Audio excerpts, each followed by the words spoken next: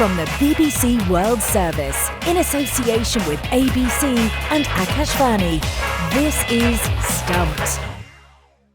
Hello, I'm Alison Mitchell and welcome to Stumped. With me from the ABC in Perth is Clint Wheeldon, and Sunil Gupta for Akashvani is in Kyoto in Japan this week. Now, the Indian Premier League and Pakistan Super League are both well underway, and there have been plenty of talking points so far in week one of action. Sunil, let's kick off with the IPL because there has been a lot happening. One of the highlights so far, though, has been 15-year-old Vaibhav Suryavanshi, who's picked up where he left off in the previous year. I mean, a 15-ball 50, as Rajasthan Royals beat Chennai Super Kings. Just incredible. Yeah, it reminds me of the Arsenal forward who scored his first goal when he was 16. And Max Down, isn't that was his name? Well, Vaibhav Suryavanshi, I did a lot of reading up on him, and let me tell you, I can write pages of what he's done, but let me tell you the salient facts about him. He was born in a cricketing backwater, really, because Bihar is not really known for its cricketers in a small place called Samastipur, 2011. Ironically, or coincidentally, that was the year that India won the World Cup.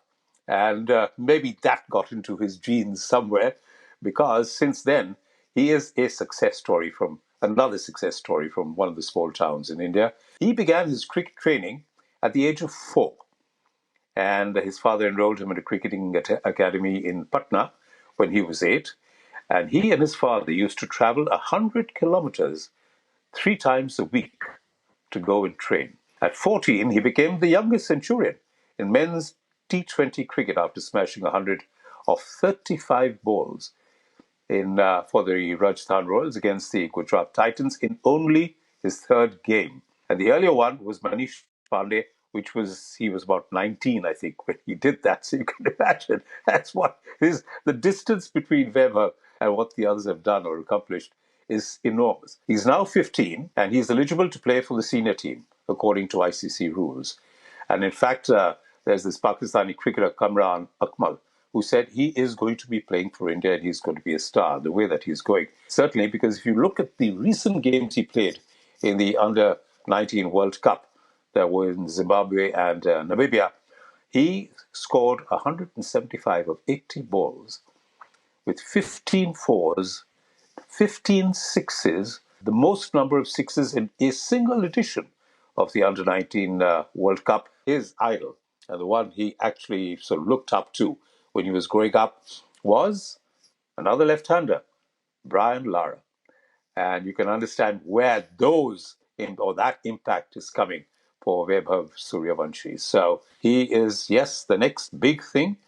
Sachin Tendulkar made his test debut at the age of 16, if you remember, against Pakistan, in Pakistan, when he got hit on the nose. He's going to make it earlier, the way things is going. So there we are. We have spoken about him a lot on Stumped already, and I think we're going to be speaking about him an awful lot in the next decade and some. Clint, I don't know how old your boys are now, but I mean, can you imagine them doing this at the age of 13? Has the Suryavanshi hype reached Australia? They're 10 and 7 and they look like massive underachievers in comparison. No, I couldn't. And I would also say that I was at the pub in East Perth with the ABC Test commentary team 2 years ago, watching the IPL auction on one of the televisions when his name was read out as a 13-year-old. And I actually do remember Darren Lehman saying that he was really highly regarded, this kid. And we all went, he's 13, like, you've got to be kidding. But he's not a household name in Australia just yet, but cricket fans certainly know of him. I would say, has anyone been as hyped up? No, because, and you mentioned Tendulkar before, but there wasn't the IPL to gain this sort of international traction. There wasn't social media where we get to see the clips of the 14-year-old scoring a domestic T20 century. So there wasn't the same sort of hype. Tendulkar was 16 and then he made his test debut. But at 15, I can't think of anyone with this sort of social media comparison and boost that he's had. And you talk about making the next step. He's already facing world-class bowlers with what he's doing right now. He could definitely take the step up into the T20 format, and I'd love to see him play Test cricket in the not-too-distant future. That would be exciting. Well, he's certainly making his financial comforts sort of in the IPL, and you'd hope then that he will love to test himself in the Red Bull game in that test arena as well. So now all about the competition itself, the IPL. First two games were both really high scoring, teams making over 200 and those totals being chased down. How much more of that do you think we will see? I mean, the next few games haven't been quite as high scoring. One of the reasons why scores have been creeping up over the last couple of years, especially in the IPL, is the impact player rule. And what that means is that you're actually playing 12 specialists against 12 specialists. The role of the all-rounder in the middle has actually diminished quite a lot, and there's been a lot of chatter about that. There's been people like Shane Watson and Jos Buttler, and in fact, even in India, Akshar Patel and Shubman Gill have been talking about the fact that this gets the all-rounder out of the game, takes the balance out of the international team, because they need to have playing time on the field. I think this is going to be something that needs to be addressed right now. Till 2027, the impact player rule is going to stay. Now, if you look at the flip side of that, what it does is, of course, it makes it better scoring, right? You can bring in a good bowler, right? Which is why if you want to defend low scores, you can bring in a top-class bowler, a specialist bowler, and if you really want to up the ante, right, then you bring in a top-class batsman. And that's how it's actually progressing today. People like to see high-scoring games. They want to see the sixes. They want to see the fours. They want to see all the hoopla around that. And here's one way of getting that done. So that's one of the reasons why it's been high-scoring, but not all of them. And some of them have been around 120, 150, 160. And to my mind, those were the more exciting games. I mean, I'll come to Clint really, because I know you're not such a fan of sixes all the time and horses for courses, isn't it? Some people just love seeing the ball clearing the rope at all times, and I suppose the big tester for that impact player rule will be whether that comes into international T20 cricket at some point further down the line. But yeah, do you want to see the high scoring games all the time?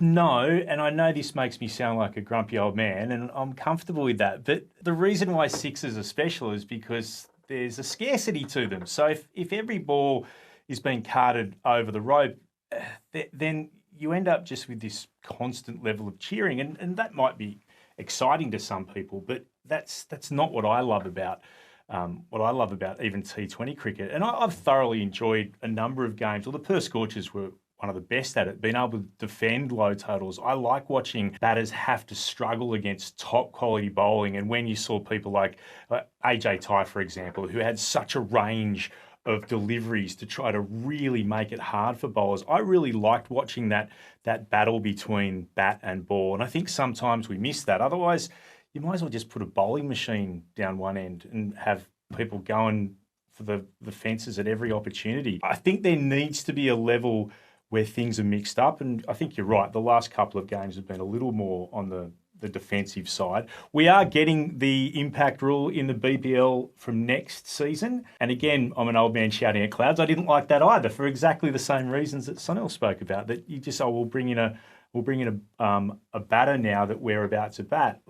This should be your 11. One of the tricks about making the decisions over a team is how do you balance that side out? And again, while franchise cricket is incredibly important, you still want international cricket to be the next step. And if you never have to have all-rounders, then that has an impact on international cricket. So yeah, on both fronts, I'm shaking my fist at the clouds going, no, I don't like either of them. But we'll see how it plays out here in the BBL next year. And I suspect really that franchise cricket is beginning to lead the way, isn't it? Innovations that we see in the franchise leagues will eventually come to international cricket. So on that T20 front, I sort of suspect at some point we probably will have the impact player, and then really that all-rounder role does become so much more redundant. If you remember, I would say about 10 or 15 years ago, Clint, you might remember, Ali, you'll surely remember, in the 50-over game, they had the rule of a substitute player for a period of time. Right? And that didn't really work. And so they discarded it. So, you can say this is the flip side of the coin, the impact player, the substitute player, or whatever you'd like to call him. But I completely agree with Clint. I'm an old-fashioned person as well. And you want to see a real sort of tussle out there in the middle. Now, people will argue, hey, you're playing 12 against 12.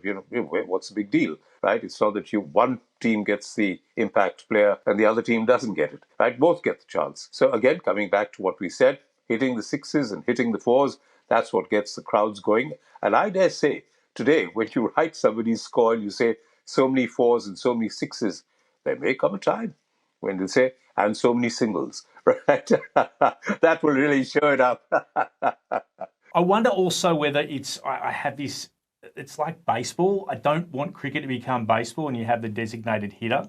I wonder whether that's a reason why I rail against having this, we'll just pinch this person in. So that could be a factor as well, I'm prepared to admit. Yeah, there's certainly something about crafting your 11, and that's part of the tactical skill of a captain and coach to select appropriately. Sunil, I do want to mention Virat Kohli to you because, well, he's just come in and done what Virat does and scored a barnstorming innings. But I also wonder about, to what extent the likes of he and Rohit Sharma, as much as what they give to the younger players, how much you think they also learn from the younger players when they're playing against and with the kids, so to speak, in the franchise teams in the IPL? Well, but it's not so much learning as observing and saying, how are they actually hitting those big shots, and can I add a little bit of that to my repertoire? Or is it too late? I'm set in my ways. At the end of the day, as you said, he hit this barnstorming 60 plus, going in at the top of the order and winning that game. So he, I think, is very confident about his game. He'll observe. He might give tips to them.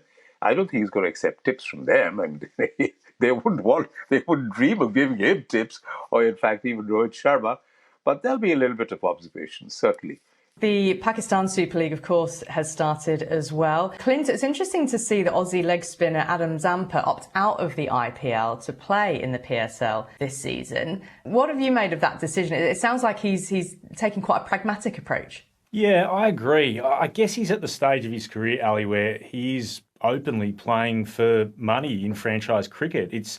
It's no longer in franchise cricket testing yourself against the very elite, and that is still, with no disrespect to Pakistan, that's still the IPL. He's done that in the past. I reckon it's a fair thing for a professional to decide that he can earn better money for the investment of his time by playing in a different league instead, and that's where he's opted to go to Pakistan. I mean, as we know, you've only got so many internationals you're allowed to play. India quite often will pick their own spinners ahead of an international spinner. They prefer the fast bowlers and the big hitters, and that makes sense as well. So he's probably decided that for the amount of time I'd be away for the IPL, the amount that I'm going to play, I might be better off going here. And I think that's just a pragmatic choice by a career cricketer. And Zampa's not the only high-profile Aussie to be featuring in the PSL either.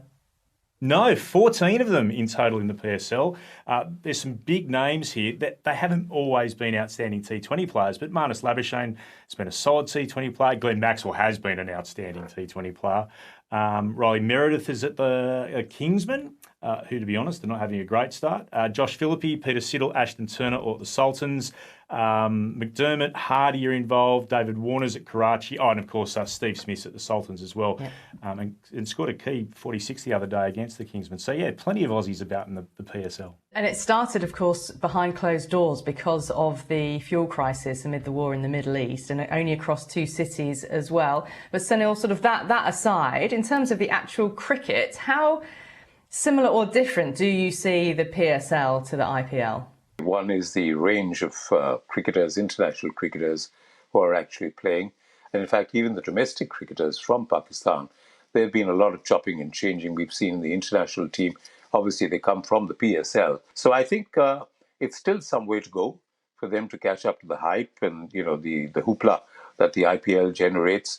Even what happens around the field is, all the cheerleaders and so on and so forth. Those are crowd pullers. And they really come in and, as you said, they're not going to have crowds because of the fuel crisis. But I think they have some way to go to catch up to the IPL.